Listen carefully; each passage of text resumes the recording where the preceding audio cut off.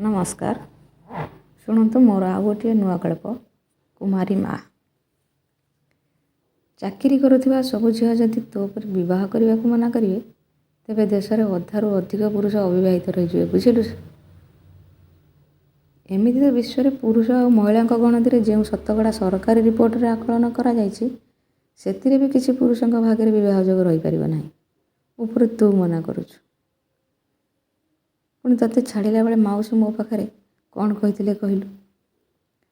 प्रज्ञार एतिक कथार साधना कहला माउसी कथा मन अच्छी ना तो पाखर तली देवर व्यवस्था तू अग्रसर होचु। हाँ सिनेमा देखुचु ना जो हिरोइन मान ठारू तांको बांधवी जे किए मुह देखे सारा नाटकर मोड़ बदल दिए जा संलाप सिनेमा सरला पर भी मन रही तू हूँ से मनीष बुझिलु।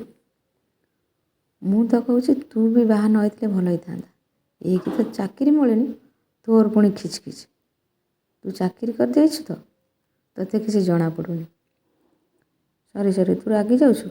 ए साधना शुण ना देख मु प्रताप को भल पाई बाहा पर घर सह मोर किसी संपर्क नहीं नहीं देकी तू ही मोर भाई बंधु कुटुम एमती रागिले केमती चलिब कहलु। साधना अल्प हसी कहला जा प्रताप हॉर्न मारले ऑफिस जा हाँ मु आसुची पर कथा हेबा कही प्रज्ञा ता चाकरी को चलीगला। परदिन सकाळु सकाळु प्रज्ञा खुशी खबर टे देला कि से माँ हेबाकु जाउछि। सांगे सांगे साधनार फोन बाजिला और सी बहुत खुशी हो गला। प्रज्ञा को आलिंगन कर कहला मो चाकरी हो गला रे तुमरी कंपनी रे तो पिला सतरे बहुत लकी खुशी भरीदेव तो जीवन में। प्रज्ञा कहला मो जीवन में ना तो जीवन में देख ता कथा शुणु शुणु तोते खूब खुशी खबर मिलला तोते ताहले ता काम सब करिया मु जन्म देवी तू किंतु तार सब कर। साधना कहला हो देखा से आसू एत व्यस्त कहीं लोभ लगे मत टे धरई देव कि नहीं सन्देह आ बड़ बड़ कथा कहूँ। प्रज्ञा कहला हौ रह देखिबू तो कोल को फुर्सत मिल ना। दुहे हसिले। प्रताप कहले तुम दिज कौन कौन सब कथा हुआ मो बुझा बाहर आस खाइबा को बाड़े खाइबा समस्ते बसी खाइले समस्ते। गर्भ जंत्रणा हेबारु प्रज्ञा को नहीं प्रताप तर तर हस्पिटाल बाहरी गले।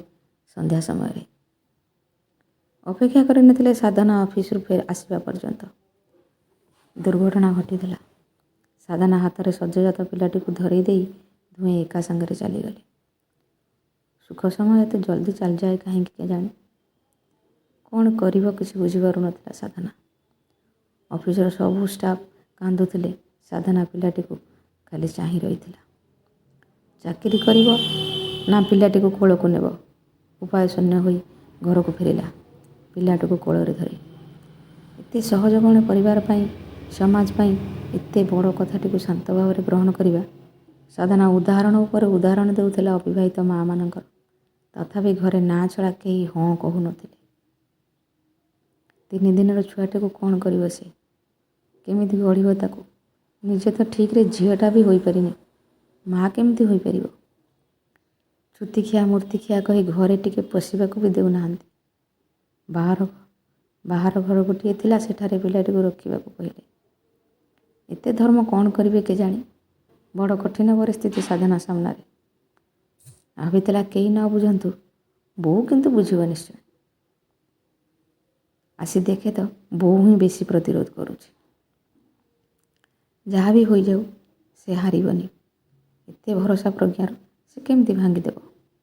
बंधुता कौन के भांगे बंधुतार अविश्वास कौन थाए बंधुतार हाथ थरे बढ़े देले आउ कौन पछकू फेराई हुए जदि हाँ तेरे साधना केमती फेरी पार प्रज्ञा सीना नहीं से तो अच्छे जहाँ भी हो जाए प्रज्ञार पुओ को तो से छाड़ी पार ना। रोसई सामग्री बहु तार पदा घर को सब दे दे एक रकमर ताकू घर अलगा कर देइछंती। संध्या बेलू ढोलौथिबा झील राति अनिद्रा हेबा असहज हठात बिना प्रोसेस रे माँ हो जावा भी असहज।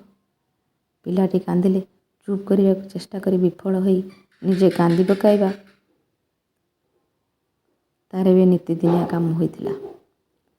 ପିଲାଟି ବି ସାଧନା କାନ୍ଦିବା ମାତ୍ରେ ଚୁପ୍ ହୋଇଯିବା ବଡ଼ ଆଶ୍ଚର୍ଯ୍ୟ ଲାଗୁଥିଲା ସାଧନାକୁ। ଏଇ ତ ସମ୍ପର୍କ। ଏପଟେ ଘର ଲୋକେ ଭାବିଥିଲେ ଅସୁବିଧାରେ ରହିଲେ ଆପଣା ଛାଇ ପିଲାଟିକୁ ଛାଡ଼ିବାକୁ କହିବ। ସେମିତି କିଛି ବି ହେଲା ନାହିଁ। ବାଡ଼େଇ ଶାସନ କରିବା ବୟସ ତାର ଗଲାଣି। ବୋଉ ଝିଅ ଚିନ୍ତାରେ ଖାଇବା ଛାଡ଼ି ସାରିଲାଣି। ଝିଅ କିନ୍ତୁ ଭାବୁଛି ତାକୁ କେହି ଭଲ ପାଉନାହାନ୍ତି। ବାପା ବି କାହାକୁ କ'ଣ କହିବେ? ଭୁଲ କିଏ ଏଠି? ପିଲାର ଯତ୍ନ ନେବାରେ ନିଜେ ରୋଷେଇ କରି ଖାଇବା ସବୁରେ କି କଷ୍ଟ ପାଉଛି ସାଧନା। ବାପା ବୋଉ ସେଗୁଡ଼ିକୁ ଦେଖି ସହିବା ତାଙ୍କ ପାଇଁ ବହୁତ ମୁସ୍କିଲ। କି ଜିଦ୍ଦି ସାଧନାର। ସତୀଶବାବୁ ଗଲେ ଝିଅକୁ ବୁଝାଇବା ପାଇଁ। ଦରଆଉଜା କବାଟ ଫାଙ୍କରୁ ଦେଖିଲେ ଝିଅ ଗୋଡ଼ ଲମ୍ବାଇ ପିଲାଟିକୁ ଗୋଡ଼ରେ ହଲେଇ ଦେଉଛି। ତା ଆଡ଼କୁ ଅନେଇ କ'ଣ ସବୁ ଅନାବନା ଗପୁଛି। ଏପଟେ ଡାଲମା ଭାତ ଗୋଳେଇ ନିଜେ ଟିକେ ଟିକେ ଖାଉଛି। ମା ଆଉ କେମିତି ହୁଅନ୍ତି କି? ସତରେ ସେମାନେ ସାଧନାକୁ ବୁଝିବାରେ ଭୁଲ କରିଛନ୍ତି। କବାଟ ଖୋଲି ଭିତରକୁ ପଶିଗଲେ। ଝିଅକୁ ଖୁଆଇଦେଲେ। ବାପା ଝିଅଙ୍କ ଆଖିରୁ ଲୁହ ଝରି ଯାଉଥିଲା। ସତୀଶବାବୁ କହିଲେ, ଆମର ଭୁଲ ହେଇଯାଇଛି, ଚାଲ ଘରକୁ ଚାଲ। ପିଲାଟିକୁ କୋଳକୁ ଆଣି ସତୀଶବାବୁ ଘର ଭିତରକୁ ଆସିଲେ। ସାଧନାର ଜେଜେମା ଆଉ ବୋଉ କାହିଁକି ପିଲାଟିକୁ ଅନାଥ ଆଶ୍ରମରେ ନ ଛାଡ଼ି ଘରକୁ ଆଣିଲେ ବୋଲି ପଚାରିଲେ। ସତୀଶବାବୁ କହିଲେ, ସେ ଏଇଠି ରହିବ ମୋ ଝିଅର ପୁଅ ହୋଇ। ସାଧନାର ବୋଉ କହିଲେ, ତମେ ବି ସେଇଆ କହିଲ। କିଏ ବୁଝିବ ଭିତର କଥା କହିଲ? ତାର ବିବାହ କେମିତି ହେବ କହିଲ? ସତୀଶବାବୁ କହିଲେ, ବିବାହ ପ୍ରସ୍ତାବ ନେଇ ଆସୁଥିବା ସମସ୍ତ ପାତ୍ରଙ୍କୁ ସତ କଥା କୁହାଯିବ। ଯେ ରାଜି ହେବ ସେ ବିବାହ କରିବ। ଯେ ରାଜି ହେବନି ସେ ତ ଅମଣିଷ। ଆଉ ଅମଣିଷମାନଙ୍କ ସହିତ ମୋ ଝିଅକୁ କେମିତି ବିବାହ ଦେବି କହୁନା? ସାଧନାର ମା ଚୁପ୍ ହୋଇ ବସି ପଡ଼ିଲେ ଏ କଥା ଶୁଣି। ସତୀଶବାବୁ ଝିଅ ପାଖରେ ଦେଖିଥିବା ଦୃଶ୍ୟଟି କହିଲେ। ତାପରେ କହିଲେ, ତମେ କୁହ ତ, ମା' ମାନେ ଆଉ କ'ଣ? ଆଉ କେମିତି ମା' ହୁଅନ୍ତି? ଝିଅର ମୁଣ୍ଡକୁ ଆଉଁସି ଦେଇ ତା ବୋଉ କହିଲେ, ଏତେ ବଡ଼ କେମିତି ହେଲୁ ଲୋ ମା? ସାଧନା କହିଲା, ଯେବେ ତୁ ତୋ ଠାରୁ ଅଲଗା କରିଦେଲୁ ବହୁତ କଷ୍ଟ ହେଉଥିଲା ମୋତେ, ବୁଝିଲୁ। 15 ଦିନରେ 15 ଥର ବି ପେଟ ପୂରା ଖାଇନି। ରାନ୍ଧି ତ ଠିକ୍ରେ ଆସେନା। ପିଲାଟିକୁ ଛାଡ଼ି ପଦାକୁ ବି ଯାଇ କିଛି ଆଣିପାରିବିନି। କେମିତି ଖାଇବି କହୁନୁ? ତୁ କହିଲୁ ମରିବା ଆଗରୁ ମୋ ହାତରେ ପିଲାଟିକୁ ଧରେଇ ଦେଲା ପରେ ଯନ୍ତ୍ରଣା ଜର୍ଜରିତ ଚେହେରାରେ ବି ପ୍ରଜ୍ଞାର ଓଠରେ ସ୍ମିତ ହାସ୍ୟ ଖେଳି ଯାଇଥିଲା। ସେ ଶାନ୍ତିରେ ଶୋଇଯାଇଥିଲା। ସେ ବିଶ୍ୱାସ ଟିକକ ଭାଙ୍ଗିଦେଲେ ମୁଁ ଆଇନାରେ ମୋ ଚେହେରା ଦେଖିପାରିବି ତ? ଅବଶ୍ୟ ମୁଁ ତମମାନଙ୍କ ଉପରେ ଭରସା କରିଥିଲି। ତମେମାନେ କିନ୍ତୁ ଆଗକୁ କହି ନ ପାରି ସାଧନା ଚିପ ଢୋକିଥିଲା। ସମସ୍ତେ କାନ୍ଦୁଥିଲେ। ଜେଜେମା ଆସି ଲୁହ ପୋଛି କହିଲେ, ଭୁଲ ତ ହୋଇଯାଇଛି। ଏବେ କ'ଣ କନ୍ଦେଇ କନ୍ଦେଇ ମାରିବୁ ନା କ'ଣ? ଚାଲ ଚାଲ ଅଣନାତିର ମୁହଁ ଦେଖା। ଦେଖିଦେଇ କହିଲେ, ଆରେ ଇଏ ତ ପୁରା ସାଧନା ମୁହଁ ପରି ଦିଶୁଛି। ସାଧନା, ସତ କହ ତ, ଇଏ ପ୍ରଜ୍ଞାର ପୁଅ ବୋଲି କହୁଛୁ, ସେଟା ମୋର କାହିଁ ସନ୍ଦେହ ହେଉଛି। ସାଧନା ତାକୁ ଚାହିଁ କହିଲା, ଚୁପ୍, ବେଶୀ ଗପୁଛୁ ବୁଢ଼ୀ। ଜେଜେମା କଥାରେ ଘରେ ସମସ୍ତେ ହସୁଥିଲେ। ଗପଟି ଭଲ ଲାଗିଲେ ସବସ୍କ୍ରାଇବ୍ ନିଶ୍ଚୟ କରିବେ। ଧନ୍ୟବାଦ।